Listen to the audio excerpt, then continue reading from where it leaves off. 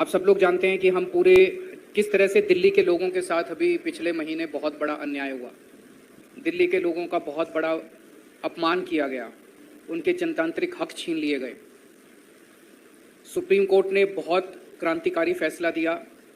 Supreme court ने कहा कि दिल्ली के लोग जो सरकार चुनते हैं, उस सरकार को काम करने के लिए सारी शक्तियां प्रदान की जा रही हैं।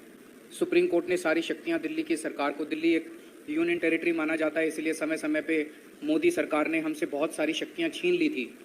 लेकिन 11 मई को सुप्रीम कोर्ट ने आदेश पारित करके वो सारी शक्तियां दिल्ली के लोगों को वापस, दिल्ली की चुनी हुई सरकार को, कि दिल्ली के लोग जिस भी सरकार को चुनेंगे, चाहे इस पार्टी की चाहे उस पार्टी की, उस सरकार को काम करने के पूरे अधिकार होंगे।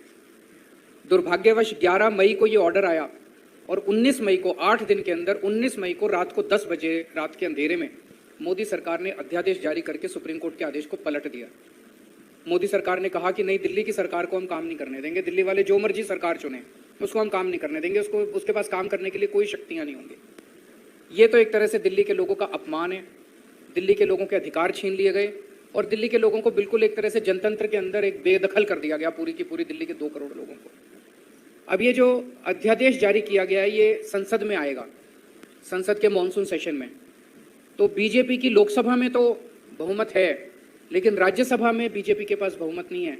उनकी 93 सीट्स हैं 238 में से। तो अगर नॉन बीजेपी सारी पार्टियां इकट्ठी हो जाएं तो इस अध्यादेश को हराया जा सकता है, इसको बिल को हराया जा सकता है। ये बात केवल दिल्ली की नहीं है, ये बात इस देश के जनतंत्र की है, फेडरल प्रिंसिपल्स की है।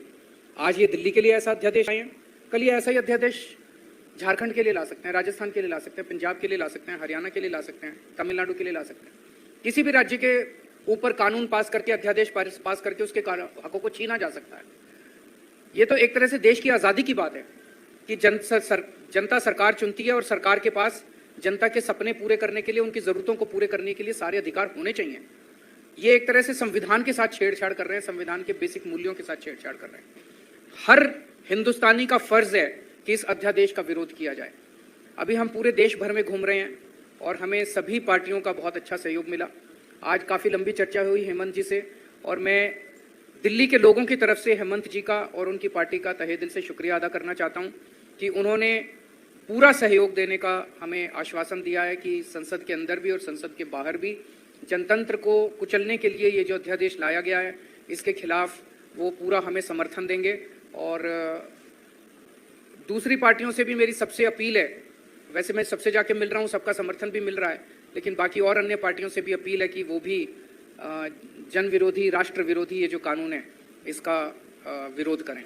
हेमंत जी से मैं फिर से शुक्रिया अदा करता हूँ। एक तरह से झारखंड के लोगों का आज दिल्ली के लोगों को समर्थन मिला है, तो दिल्ली के लोग बहुत आभारी हैं, हेमंत जी के भी, उनकी पार्टी के भी और झारखंड के लोगों के भी।